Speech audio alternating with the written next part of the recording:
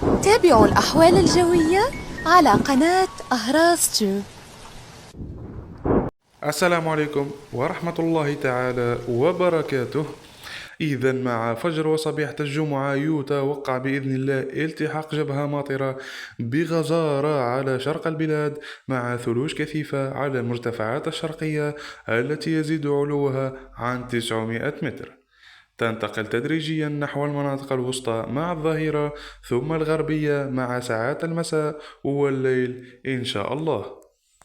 تنبيه من الدرجة الأولى يخص الولايات التالية: القالة، الطارف، عنابة، سكيكدا، جيجل، بجاية، تيزي وزو، بومرداس، الجزائر العاصمة، تيبازا، البليدة، المدية، شمال بويرة، شمال سطيف، شمال سوق هراس، قلمة، قسنطينة، ميلا، شمال برج بوريريج. صلاحية النشرة من ظهيرة ومساء الجمعة إلى غاية مساء السبت.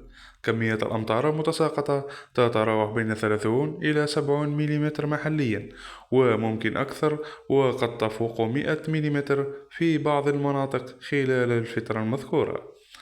تنبيه من الدرجة العادية: زخات مطرية ستميز باقي المناطق الوسطى والشرقية الداخلية، وهذا بالولايات التالية: تبسة، خنشلة، باتنا، أم البواقي، المسيلة، شمال بسكرة، بوسعادة، وعين الدفلة.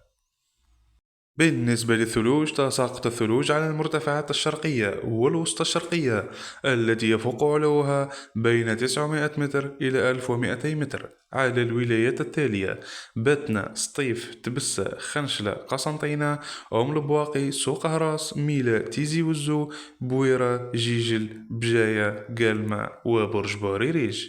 سمك الثلوج المتوقع على المرتفعات بين 1400 متر إلى 1700 متر، قد يصل إلى 80 سنتيمتر أو إلى متر ونصف، خاصة مرتفعات البابور، الأوراز، تيزي وزو، بجاية، والبويرة، جرجرة، وتيكجدا. تساقط الثلوج على المرتفعات الوسطى التي يفوق علوها بين 1000 متر إلى 1200 متر، ثم يرتفع يوم السبت فوق 1200 متر. الولايات المعنية: البريدة، المدية، عين الدفلة، تيسمسيلت، الجلفة.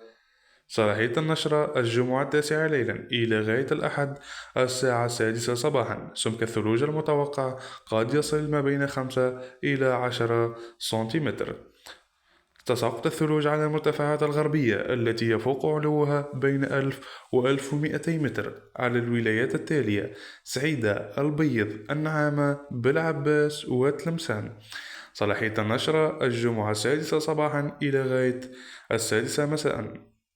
سمك الثلوج قد يصل حاجز 40 سنتيمتر على مرتفعات آفلو، شمال البيض، سعيدة، والنعامة. هذا والله أعلم. شكرا على كرم الإصغاء والمتابعة. إلى اللقاء.